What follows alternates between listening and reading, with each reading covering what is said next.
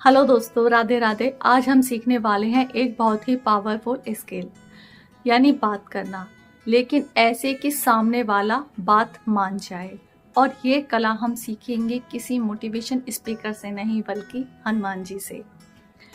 कभी ऐसा हुआ है कि आप सही थे लेकिन सामने वाले को समझा नहीं पाए, या फिर आपकी बात सही होने के बावजूद वो गलत समझ ली गई? तो समस्या आपकी बात में नहीं होती, बल्कि उसकी प्रेजेंटेशन में होती है। दोस्तों, सही बात को सही तरीके से प्रस्तुत करना, यही असली कला है।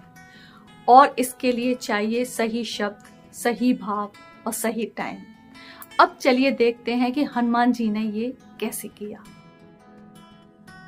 सुंदरकांड का वो दृश्य याद कीजिए। आपको याद तो होगा ही, जब हनुमान जी लंका से वापस आए और भगवान श्री राम उनसे पूछते हैं सीता कैसी है, कैसे रह रही है।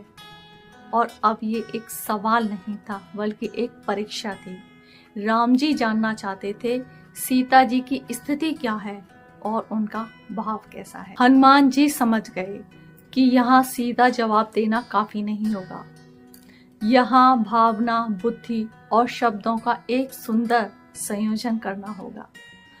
तभी तुलसीदास जी लिखते हैं, नाम पहारू दिवस निसी, ध्यान तुम्हार कपाट, लोचन निजपद जंत्रित जानी, प्राण कोटि बाट। मतलब क्या हुआ? हनुमान जी कहते हैं कि सीता जी के प्राण तो कब के निकल जाते, लेकिन आपका नाम ने उन्हें रोक रखा है, आपके ध्यान ने उनको संभाल रखा है, और उनकी आंखें जो आपके चरणों में बंधी हुई हैं। हनुमान जी ने सीधे नहीं कहा कि सीता जी दुखी हैं। उन्होंने क्या कहा? 3 शब्दों का इस्तेमाल किया, नाम, ध्यान, ताला। और इन तीनों शब्दों से पूरा भाव, पूरी सच्चाई, पूरा सम्मान व्यक्त किया। और सबसे खास बात, हनुमान जी ने बहुत ही चतुराई से जिम्मेदारी राम जी पर डाल दी। मतलब सीता जी जीवित हैं तो वो आप ही की वजह से, अगर उनके प्राण रुके हुए हैं तो वो आप ही के नाम की वजह से रुके हुए हैं। अब इसे आप अपनी जिंदगी में कैसे अप्लाई करोगे?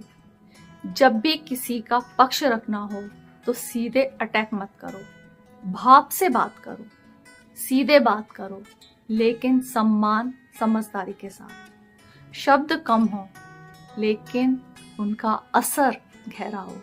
जैसे अगर आपको अपने घर में बात मनमानी है तो आप गलत हो तो इसमें झगड़ा हो जाएगा।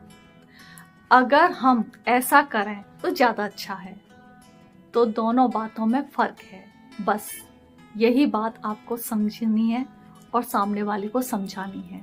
हनुमान जी हमें सिखाते हैं कि बुद्धि सिर्फ ज्ञान में नहीं होती। अगर ये आपको अच्छी लगी हो ये बातें, तो लाइक, कमेंट, शेयर जरूर करें। राधे राधे।